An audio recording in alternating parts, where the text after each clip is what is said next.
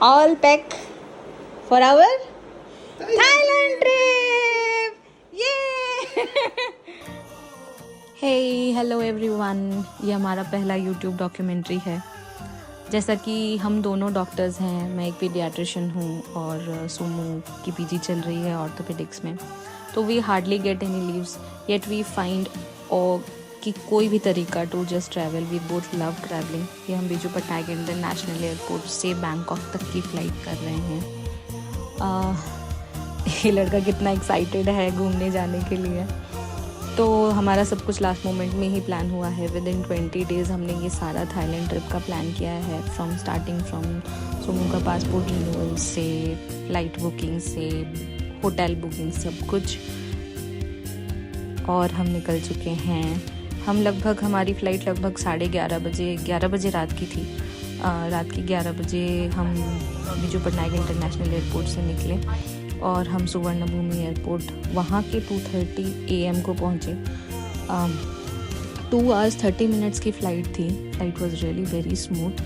यहाँ से फ़्लाइट का खर्चा यूजुअली पहले अगर करो तो 7,000 रुपये में हो जाता है, बट हमें 14,000 पर पर्सन लग गया. कोटी पहुँचलु पहुँच गली आउ फ्लाइट केमती थिला कानो फटे देला मोर कानो. ये हम बैगेज काउंटर में हमारा बैगेज का वेट करते हुए. एयरपोर्ट बहुत बड़ा था और बहुत ही खूबसूरत था. इमिग्रेशन में हमें बहुत ज़्यादा दिक्कत हुई नहीं. उन्होंने हमारा पासपोर्ट देखा और हमारे रिटर्न की फ़्लाइट की टिकट्स देखी और हमारा जितना भी होटल का बुकिंग था वो सब देखा. हम कितने दिनों के लिए रह रहे हैं, हमारे कुछ फिंगरप्रिंट्स वगैरह लिए. उसके बाद we were good to go. यहाँ हम इंतज़ार कर रहे हैं अपने घूम रहे हैं सुवर्णभूमि एयरपोर्ट. फिर हमारी 5 बजे की फ्री एयरपोर्ट शटल बस थी डोंगम्योंग एयरपोर्ट के लिए. हम डोंगम्योंग एयरपोर्ट जा रहे थे क्योंकि हमारी शाम की फुकेट की फ़्लाइट थी. तो हम वहीं पे ही स्टे करने प्रेफर किया. हमने पहले से कोई भी होम स्टेज बुक नहीं किया था.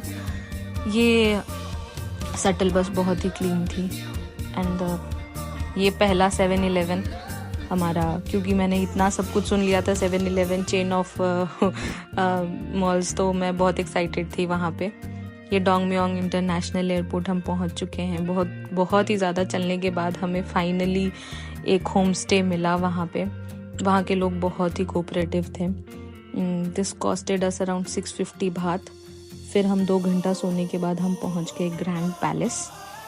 ये वहाँ का मस्ट विजिट प्लेस था बैंकॉक का. ग्रैंड पैलेस में सोमू थोड़ा सा इरिटेट हो चुका था क्योंकि वहाँ का एंट्री फीस बहुत ही ज़्यादा था. पर पर्सन 500 बात था. तो हम दोनों का मिला के 1000 बात, जो कि 2500 इंडियन रुपीज़ के बराबर था, which was very high for just an entry. हालांकि इट वॉज वर्थ इट. जो मॉन्यूमेंट था वो बहुत ही खूबसूरत था. It was just everywhere golden. Sunny day में वो और भी ज़्यादा ग्लो कर रहा था सब कुछ. अंदर जाने के बाद उनकी बहुत सारी हिस्टोरिकल वो थी. वॉल पे सब कुछ इम्प्रिंटेड था. और अंदर जाने के बाद फिर ये बुद्ध भगवान की मंदिर थी जो कि बहुत ही खूबसूरत थी अंदर से. It was marvellous. The architecture was very much similar to Indian temple. वहाँ पे लोग वैसे ही नमस्ते करके बैठे थे शांति से अंदर. और बाहर जितना खूबसूरत था अंदर उतना ही खूबसूरत था. लोग बहुत ही डिसिप्लिन वे में देख रहे थे.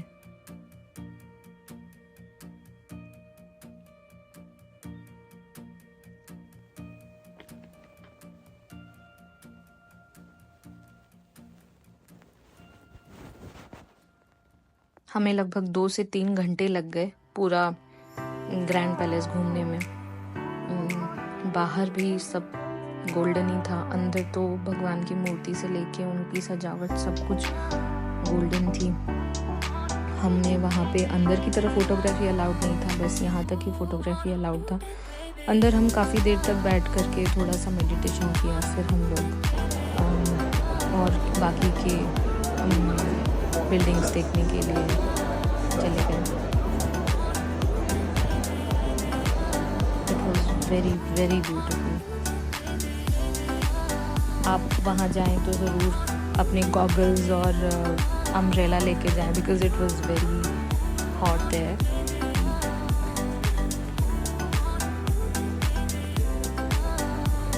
But everything was worth it.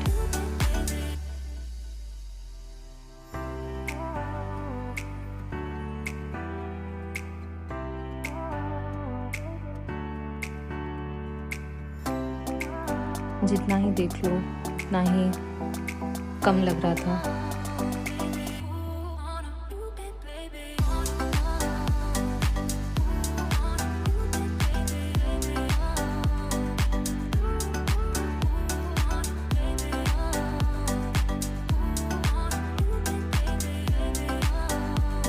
Although हमारी पूरी ओवरनाइट जर्नी थी तो we were a bit tired. अगर वो 2 घंटा हम होम स्टे में नहीं सोते तो बहुत ज़्यादा ही थक गए थे। सुबह हमने ब्रेकफास्ट करना ही भूल गए तो फर्स्ट हमारा मील आइसक्रीम था वहाँ पे and the ice cream was really very delicious.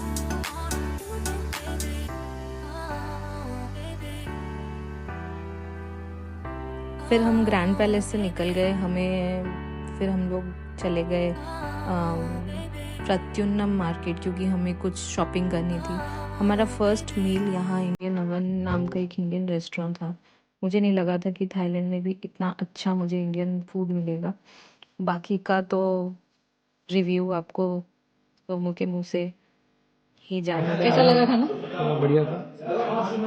Expectation नहीं था कि इतना अच्छा यहाँ पे छोले भटूरे मिलेंगे और बहुत ही अच्छा था।